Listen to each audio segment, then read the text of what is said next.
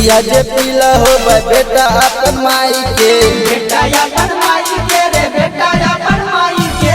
दूधिया जे पीला हो बेटा अपन माई के। देख लिया बेटा भागलपुर में फरियाई के, छठी राती दूधिया दिलाई देव माई के, छठी राती दूधिया दिलाई देव माई के। देख लिया बेटा पटना में फरियाई के, देख लिया बेटा भागलपुर में फरियाई के।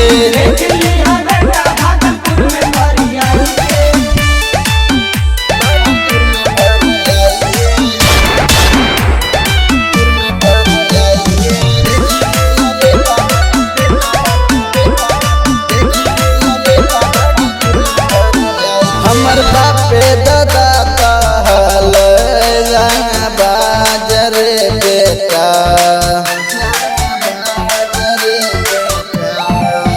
ज्यादा बोलबी तो दे सीना में गोली दाग रे बेटा।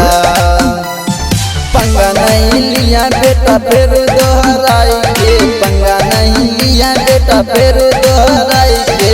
देख लिया बेटा घोगा में फरियाई के, देख लिया बेटा सानोलम फरियाई के।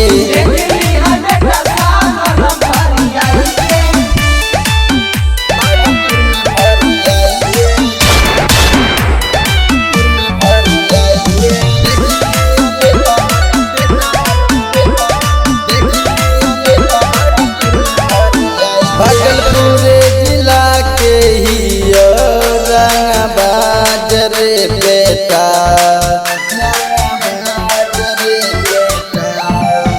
ज्यादा मुँह से नहीं निकली है तू आवाज रे बेटा।